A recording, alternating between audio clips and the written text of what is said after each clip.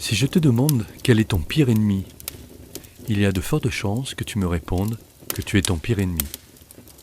N'écoute jamais celles et ceux qui te disent cela. C'est totalement faux.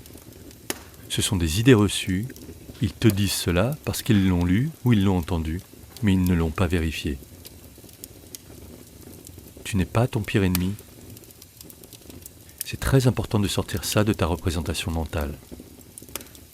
C'est censé te motiver et en réalité ça te donne une image de toi-même négative. Il n'y a rien de pire que ces représentations mentales qui te donnent une mauvaise image de toi-même.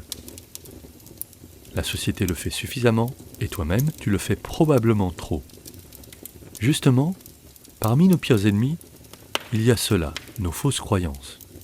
Parce que si tu réfléchis, si tu considères que tu es ton pire ennemi, comment vas-tu te faire confiance ? Tu ferais confiance à un ennemi, toi ? Moi pas. C'est tout le contraire en réalité. Tu es ton meilleur ami. Et tu es la personne qui te connaît le mieux au monde. Et qui donc est la mieux placée pour faire les meilleurs choix. Toutes celles et tous ceux qui te disent le contraire tentent consciemment ou inconsciemment de prendre du pouvoir sur toi. Tu es ton meilleur ami. Et c'est à toi de faire les choix qui vont t'aider à devenir le meilleur joueur de poker possible. Tu n'as pas à te battre contre toi-même. Ce que tu as à faire, c'est à remplacer les mauvaises habitudes par de bonnes habitudes et les mauvaises croyances par de bonnes croyances. En commençant par la croyance que tu es ton meilleur ami.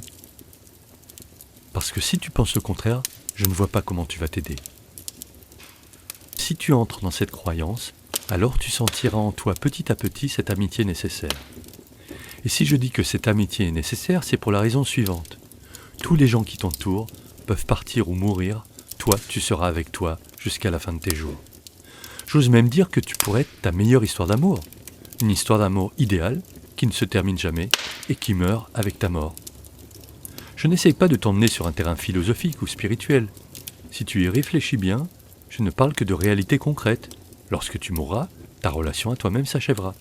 Et tant que tu vivras, quoi que tu fasses, tu seras contraint à vivre une relation intime avec toi-même.